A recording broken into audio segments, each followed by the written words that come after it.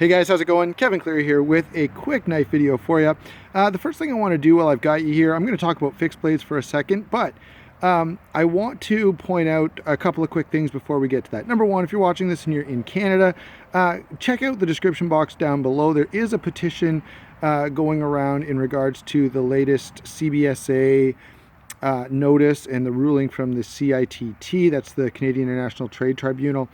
So go ahead, sign that petition, and if you haven't done so already, also go and reach out to your local MP and let them know that you're not impressed with this issue. So that's the main thing I want to do here. Now, the next thing I want to do is let's have a little bit of fun with some knives. I wanted to share with you guys some of the fixed blades that I have around the house. There's a couple missing here that I just didn't have with me.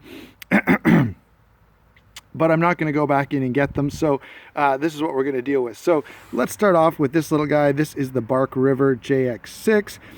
This will be coming up in a review fairly shortly, and I'll also probably be doing some comparisons with it. Look forward to that. This is a pretty impressive little blade, and I've been really enjoying it. So let's see if we can fill this little stump up with all of the blades that I want to talk with you guys about. The next one is one that I haven't had on the channel at all before. This is the Topz Idaho Hunter Snake River Edition. And guys, I have been loving this little knife. I've only carried it on a couple of short hikes and just did a little bit of wood processing with it for, you know, getting a fire going. I really like this. The ergonomics are absolutely phenomenal. It looks a little weird, right? It is kind of a strange looking guy, but I've got to tell you guys that this is an amazing little fixed blade, and I've been totally surprised by it. So look for some content coming up with this guy. Let's see, we'll kind of continue going through the list here. This is my SE6, probably one of my favorite fixed blades, not only right now, but just in general. I do like this an awful lot. I'll probably do a full comparison video between this guy and the Idaho Hunter there. I really can't tell you right now which one I would pick right now if I was going to go on a camping trip or out in the bush or something like that.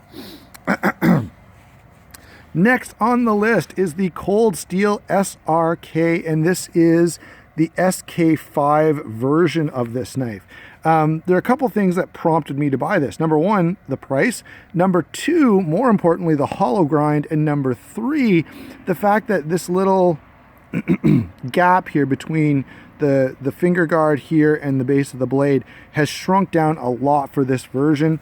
All of those things came together to make me really want to check this knife out. And again, I haven't had enough use on it to say too much now, but overall I've been really enjoying it. So look for some more content with that guy coming up in the not too distant future. I got a few more blades here that I want to share with you. This is the Charade SCH F50, what is it, 52. This is a great budget survival knife. I do have a little more use on this, as you can see just from the wear that's on it. I'll use this for a lot of the comparisons to some of these other knives. Really nice knife though, and I really like this one. I've had it around for quite a while, and I do have a full review on it. But again, this will be a nice knife to use for comparison purposes as we talk about some of those other knives. Well, we're talking about survival knives and those nice big blades. This is the Becker BK9. One time, I've taken this a few times camping, so my kids don't notice it much anymore. The first time I ever took it, though, my son asked, "Dad, why are you bringing a sword?" Which, you know, he's only 7, so to him this is quite a bit bigger than it is in my hands. But again, this guy will serve well when we're doing some comparisons and discussions with all of these. And finally, one more fixed blade that I've got to show you. This guy is not going to fit all in frame though. This is the Charade. I'm not even sure of the whole name of it, but you can see there, hold on, SCH MBS. That last part, that stands for Bush Sword. That's the BS part. So I know that's Bush Sword, I'm sure is not total BS, okay guys?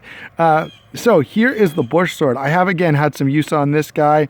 It's a lot of fun, and look for a full video kind of discussing this knife. Oh man, I was hoping that wouldn't happen. Oh, there they all start to go. Anyway, thanks for watching. Tell me which one of these you're most interested in. Which one, if you've got one of these or two of these, let me know which ones you like the best.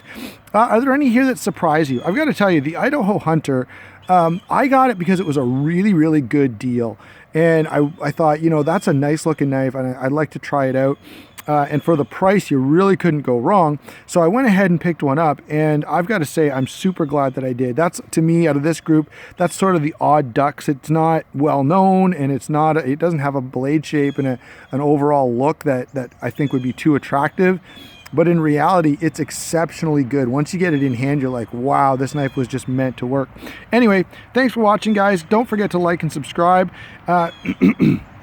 And don't forget to check out the petition down in the description box below if you're a Canadian. Thanks for watching. We'll talk to you soon.